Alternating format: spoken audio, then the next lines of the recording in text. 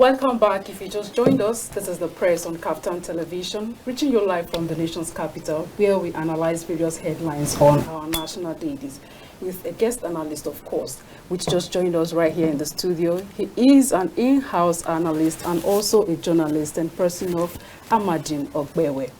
Thanks for joining us. Good morning. Thank you for It's good to have you on the press again. I have such a long while. It's been a while, yeah. How's the Christmas preparation coming up? I can see you're giving us the vibes already. Well, I'm still waiting for... my guest yesterday said the Christmas song on the song. Yeah, I heard that. True love said to me, so I'm Are you waiting for a true love? Yes. So let's see how that goes. So which part of the ones are you waiting for? The first one is Partridge in a Pear Tree. The other one is... Which one exactly are you waiting for? I want the Nigerian versions. So... I want the Nigerian version. So like one bag of rice, yeah, full tank chicken, of chicken. One full chicken. You know, so I'm putting it out there. Fifi imagination. Well, all right, viewers, as usual, our phone line is already displayed on your screen for you to call in to join the conversation and also ask your questions as well. All right, Amadin, concerning this truce between the Fubara and Wike, they just struck the deal, and that's because the president intervened. And now they said the warring camps signed an 8-point agreement after presidential intervention. What's your take on this? Well, I think the first thing I'll say is the resolution was shared by some aides of the president, and I'll just read what's at the top there. It says directives. And I think that already starts it off on a wrong note. Directives. It's supposed to be there's a word you used just now. Truce. A truce, yes. So it's supposed to be a combination of people saying, this is my side, this is my side, so let's reach an agreement. But meet each other halfway. Yes, let's meet in the middle. But when you take a look at the directives, as it's been called, first of all, it clearly shows that these are directives. It was saying, you do this, you do this, you do this.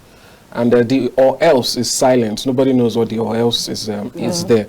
So the issue here is there are a number of issues actually. First of all, okay, let's maybe we can go after them one after the other. The first one says all matters instituted in the courts by the governor of Rivers State, Fubara and his team, in respect to political crimes in the state shall be withdrawn immediately. This is a democracy. You don't direct people on how to proceed on legal matters. You don't say, well, if you want a resolution, you have to take your case back. These are things that you can't say, you know, behind closed doors when you're negotiating. But to put it out there and then to have signatures, even the signature of the NSA, that's another, will I say, a glaring problem there. That's a position that is not partisan. Anything that has to do with politics should not concern people like Mr. Nuhu Ribadu, because those positions are seen as apolitical. They have no business or anything politics. Because it's security. They can't be seen to be. So his signature on that resolution is also funny. But don't you think that, sorry I had to butt in there, but don't you actually think that why his signature or why he had to come in or why he was made to come in was actually just to broker that peace so that there's no infighting, there's no chaos? Because if you remember, if you go back to how the state assembly was demolished and then how much it has caused so much tension, fear in the area, don't you think that's the reason why the NSA has to be involved? Yeah, the NSA can be involved, but its signature on that directive or whatever it's being called indicates a political leaning, because there were political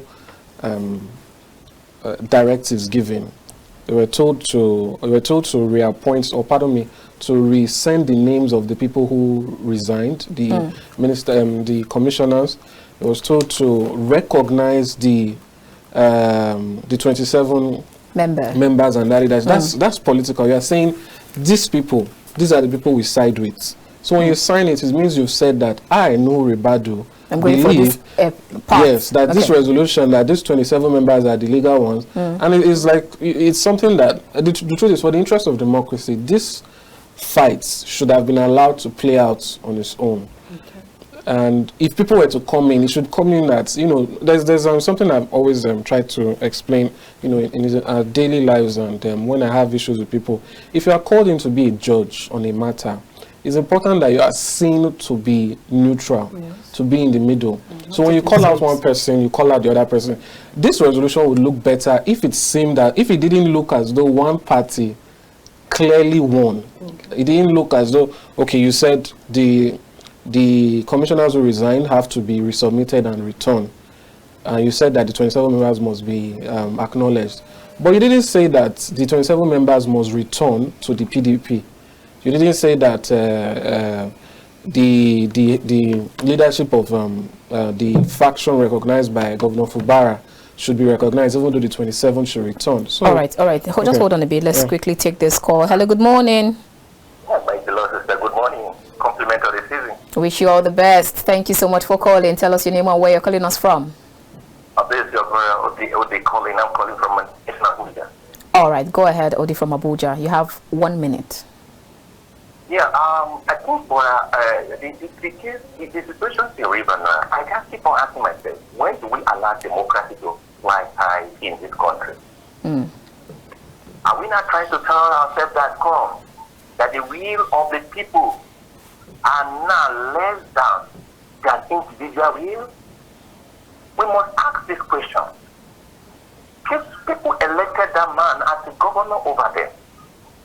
And one person cannot just stand to decide what will happen in River State. And I was so happy when that thing was even coming out in the state capital here yesterday, calling back for His Excellency, Mr. President, to sit over the matter. No, I want us to still look at it again. Let the will of the people preside over that state. Okay. I want democracy to strive harder in that state. Let the people who elected the governor speak in that state. And let the people who elected the National Assembly speak in that state. I think until we allow the will of democracy to fly harder in this country, we are still playing games with our democracy. Thank you very much. Thank you so much, Odi from Abuja. It's great hearing from you. Good morning. Good morning. Good morning. Good morning. Tell us your name and where you're calling us from. Is this KAFTAN television? Yes, it is. Please turn down the volume of your TV set so we can hear you. It's all right.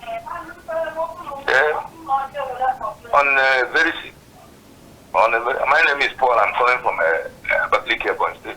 Okay, Paul from Ebonyi State. Go ahead. You have 60 seconds. Okay, it's all right. Well, the truth of the matter about what is happening in River State. You see, the same thing is happening in other states. But you discover that of Rivers is now open. Most of these happenings in Rivers are happening in other states underneath. And that has to do with what we talk about democracy.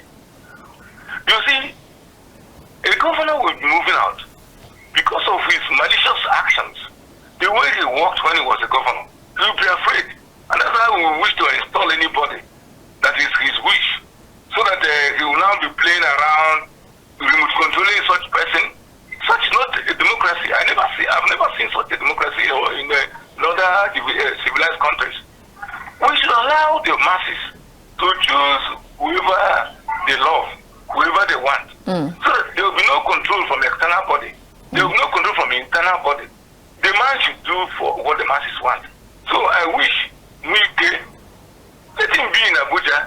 He is in PDP and have been given appointment in Abuja in APC. Let him work. Let him continue with his ministerial appointment. The same thing is happening in Ebonyi State. You discover that Ebonyi South now currently has no senator. Why? Because somebody who won the people's mind was eloped by the former governor. Currently, he is in Abuja and he took up ministerial appointment. The senatorship is currently vacant. What are we talking about in this country? And everybody is keeping quiet. And they will actually go to court. What are we talking?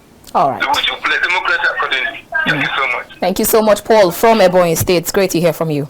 Okay, so land on your thoughts and let's move on. Okay, so I was just saying, at the end of the day, the resolution should have been a little bit more even to give the impression that it wasn't one side wasn't strong-armed into a sort of a resolution, as you said. And at the end of the day, what it really entails is that Governor Fubara has, lost a lot of ground by accepting this.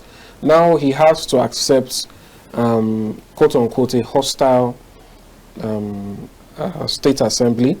He has to accept people who resign and show disdain for his leadership. That's where I was even going to come and ask you. So, like those people who left and then coming back, the Amawules and then the 27 members that left and come back, like, what's your read on how what would be their countenance like, and what would it look like? Is it going to look like, okay, now so we're the boss of the moment, we're the man of the moment, so it's what we say that happens since it has been resolved and it went to our favor? Exactly, that's just how it should be. I just saw this morning former senator on Kaduna, Senator Shehu Sani, said that what happened is that the knife was removed from Governor Fubara's neck and placed at his back.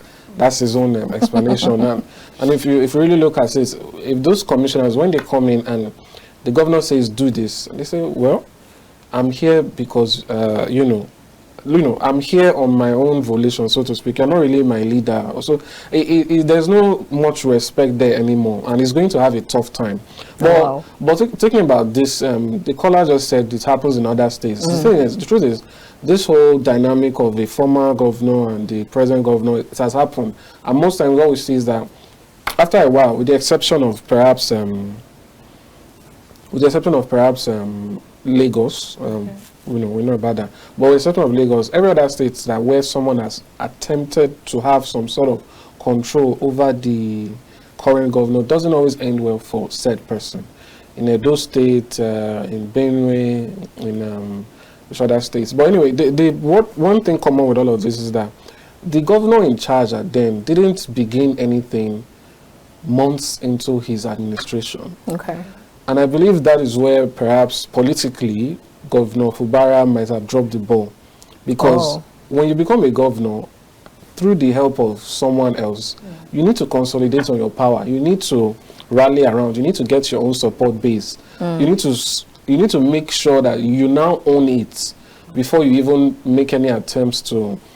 But isn't that still the same thing that Wike was talking about, burning the ladder that took you up and trying to destroy political structure? Isn't that almost the same thing? Because he was trying to say, okay, I'm being loyal. That's what he was working. Governor Wike did it too. In 2019, Governor Wike advised Governor Ambode to fight his godfather. I don't know who was referring to, but I think you can. So we can say godfatherism is one of the reasons behind this rivers crisis. Then. Well, nobody is going to admit to that. Definitely, Governor Wike is not going to say he's anybody's godfather, but he has indicated that he feels disrespected, and and so on and so forth. But my point is, if you want to do these things, at least 2 years into your administration, you've had a chance to show people your own style of leadership. You've had a chance to get people on your side before you make your moves. All right.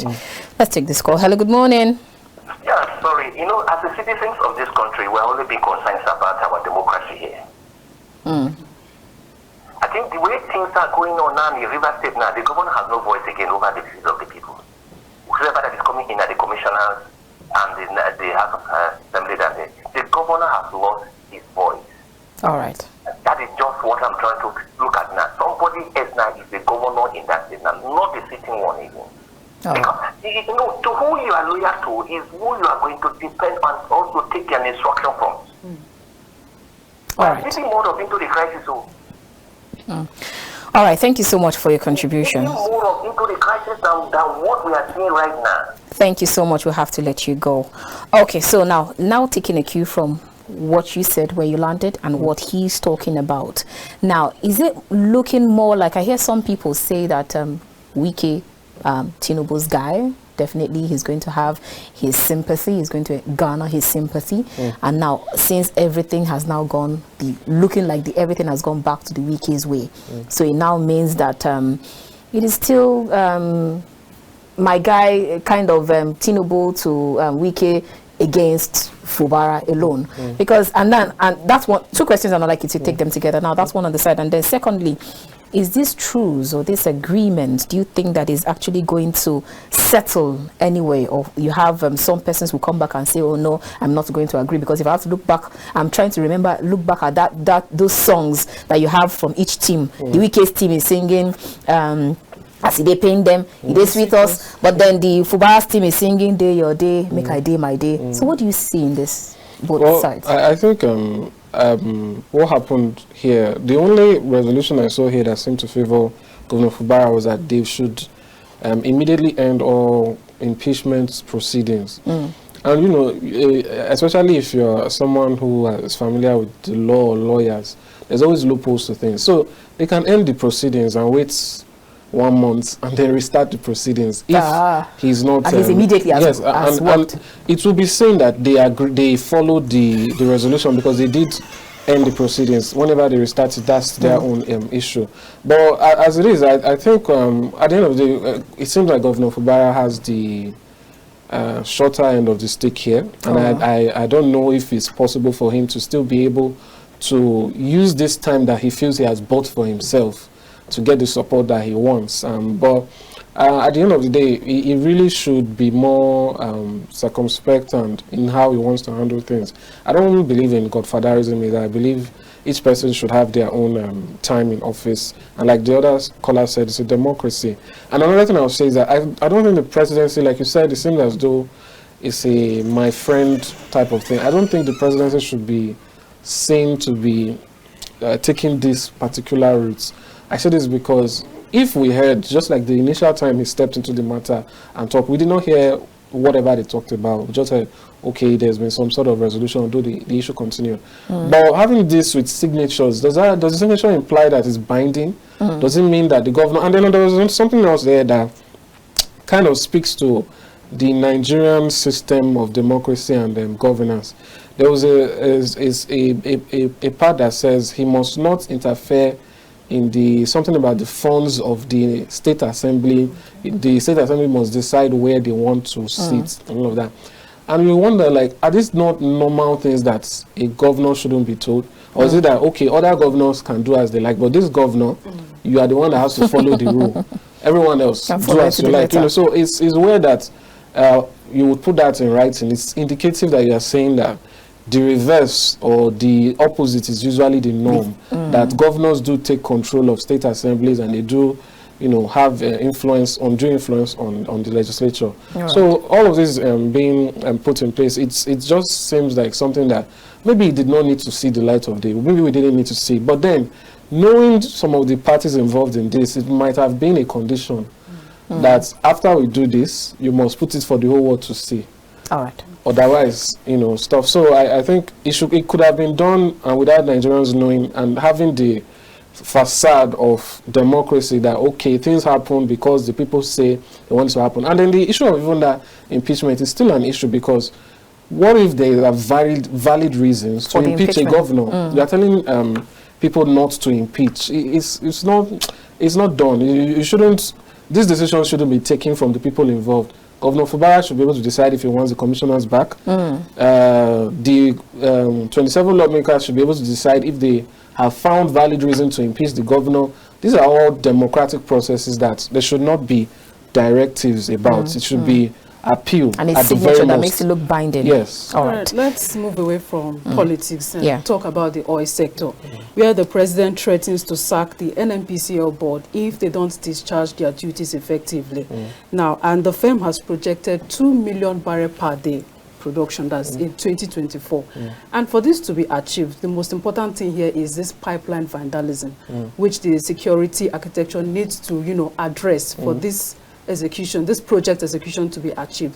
What's your read on this? Is it realizable by 2024? Yeah, I think we've had a lot of warnings from the president so far, and even from his spokesman, Ajurin Gelale, who keeps reiterating that at every instance the president is letting all the people he has appointed or working for him know that at any point, if they are not performing, they will be let go. I think if the president wants to show that real zeal to keep a clean, to keep a disciplined house, it is not already too late to start letting people go in different fields, because in the, is it over 6 months now, 7-8 months of the president's administration, there have been things that did not go exactly as planned, and we've not seen public, just like the directives have been publicized. This is, it's also good to publicize other things. Take for instance the attack on in Kaduna with the Nigerian Army's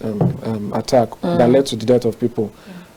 if the president has that the arrow stance, bombing. yes, if the president has that stance of anyone who doesn't perform, anyone who messes up, so to speak, will be dealt with. We should have started saying those things. And for the NNPCL, it's going to be hard to take it as it is until we see what is going on. If you recall, is it last year or last 2 years, there was a period where adulterated or bad fuel was imported into the country. We didn't see anything. That was under a different president, though. But yes, but so now I think actions will just show it better.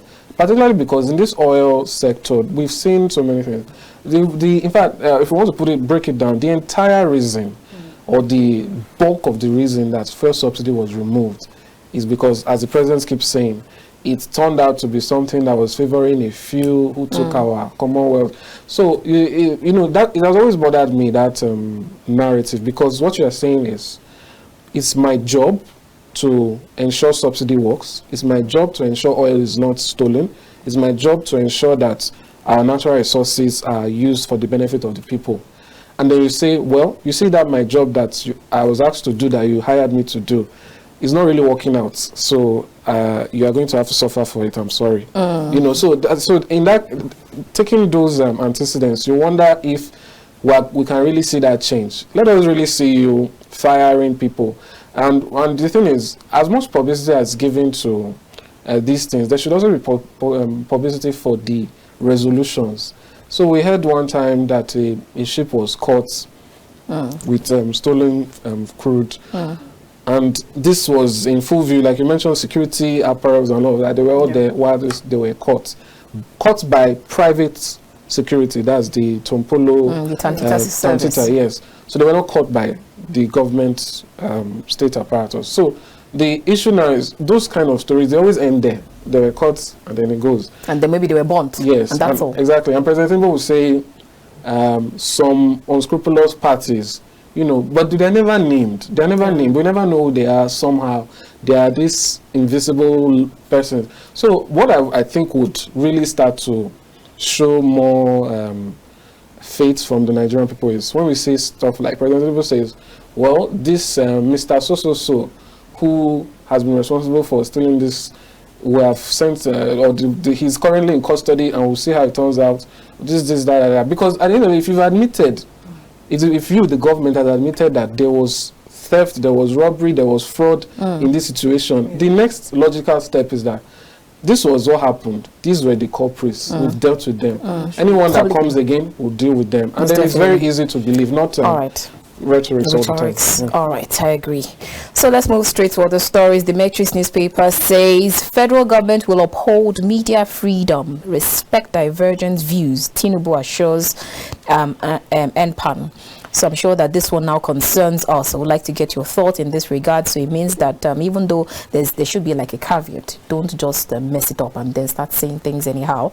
But then it means if we have you as our guest analyst make statements and then analyze stories or headlines that we bring out in a way that doesn't look like what the presidency or the president might want to hear, but might be the truth. It doesn't mean that when you're leaving our office, you'll be picked up by the DSS. Is that good news for you, especially being in that organization or that sector? That's one on the side. Two questions, and I'd like you to take them together, if possible, in 3 minutes, as we try to manage our time.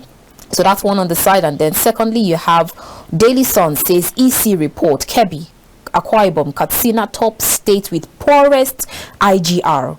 And then says Lagos ranks first with 650 billion naira, Rivers 172 billion naira, Delta 85 billion naira, and Anambra 33 billion naira. And I came back to remember the fact that Lagos is tagged as the economic hub of even West Africa. I came back to realize that Rivers, Delta, they are the oil producing states who are seen as the proverbial goose that lays the golden egg. And then Anambra has markets, international markets, such as the Onitsha market and so many other markets. So why should they be on this radar of poorest IGR? What exactly do you think is wrong here? Okay, for the first one, as a journalist, free speech is always I'm always advocating for that. And it's the mark of a society that is working very well. I'm not taking any sides, but if you're following the whole Israel-Hamas crisis, there's some reports of persons who are, will I say, sympathetic towards, we could say Hamas or you could say Palestine. We can't really differentiate for these people. But you see them in these countries, developed countries, protesting, saying that, you know, this is wrong, this is wrong. And the reason they're allowed to do so is because they're in places where freedom of speech is allowed. And that's what we say a lot of the time. People will say, well, the West is this, the West is that. And when you put that decision before them, do you want to emigrate to the West, or do you want to emigrate, you know, to places where there's more draconian rule of law, perhaps a place like North Korea where everything is very government inclined. Structured. Yes, everything is, I don't think anything happens there without government strict approval. And people tend to choose places like the West because at the end of the day, free speech is important. So it's good that President Tinubu is indicating that he's all for that because I was speaking the other day to one of my guests and he said President Tinubu himself was what's the word? He was will I call it a protester, an activist, that's the word. He was an activist. President Tinubu was an activist himself. President Tinubu thrived in situations where he was in opposition and he could say what he wanted, and that is how he got into power. So I believe he should, so far, personally, I don't think I've seen any instance of this administration or this president clamping down particularly. Well, it depends anyway on free speech. So it looks like it's going to be a different kettle of fish if you have to compare with formal administration. Yes, we saw in the last administration the student in I think Duse or thereabouts, you know, being taken to the Aso Rock because he made some comments about the First Lady. You know, stuff like that. I think we need less of that. And things should be able to be said. You know, we should be able to criticize the government, but then definitely there's instances of libel or defamation, and that's what you can easily sort in court. There's no need for anything else. So that's that for free speech. I hope the president continues on that route, like he was given the chance for free speech. Others should also be given. For the issue of IGR, conversations like this always lead back to the, will I call it, uncomfortable discussion on restructuring. You know, a lot of now what part of the restructuring, because restructuring actually means different things to different people. Yeah, it's about states realizing that no one is coming to save them. That kind of ideology, where although interestingly you mentioned oil producing states there, which one wouldn't expect, but the issue now is when people realize that to each state is own, there's no pulling resources, taking to the center, and then redistributing to people where everyone is waiting for their allocation every month, like, you know, just putting out their hands, we're here, give us, you know. So if you realize that you have to fend for yourself, you have to do the best for yourself. In fact, there's this aspect of competition that makes it even very interesting. And that's why I was happy between President Buhari's last days and President Tinubu's first days, the electricity bill, which gave states the freedom to do these things. Even private organizations. Yes. So, and it's just like, if I'm the governor of a state, I'm the governor of state A, I want that on my record that I was the first to ensure statewide 24/7 power supply.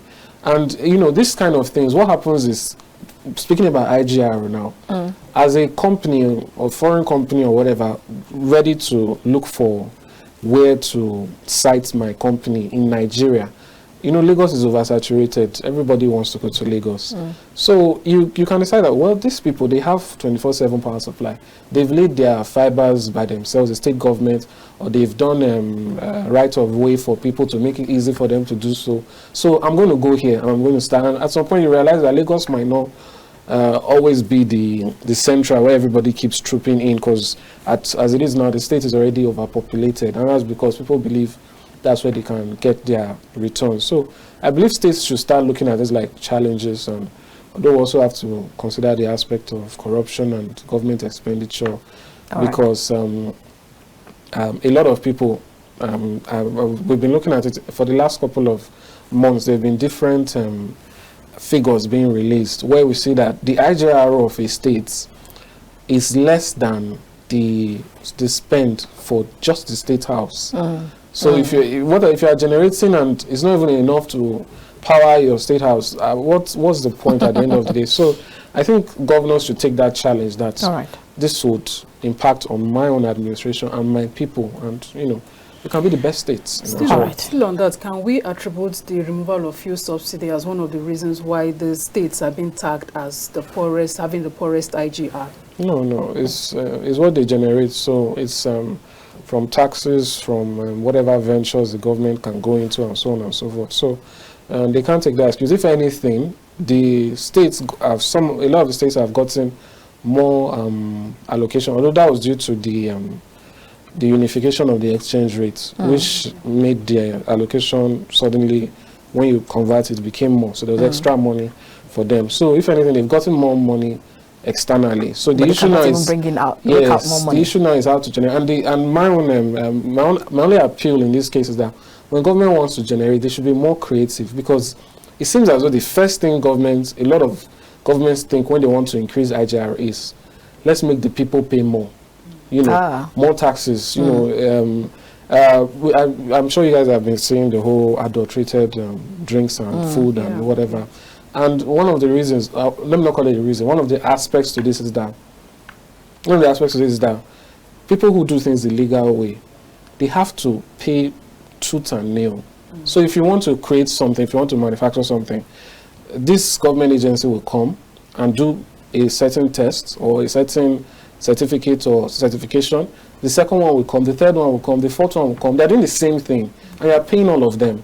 And then you have someone who just goes to his backyard, opens a drum, turns on the fire, and he does his thing, and he gets his profits. Because recently, but anyway, that's the issue, and I think that government should be more creative. You don't just have to go and increase taxes for everybody. You remove subsidy, exchange rates. Just leave the people alone. Be more creative.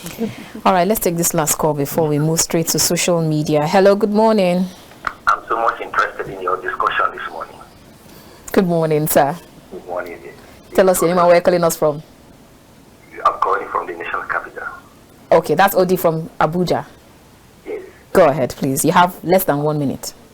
You know that I was listening to one of the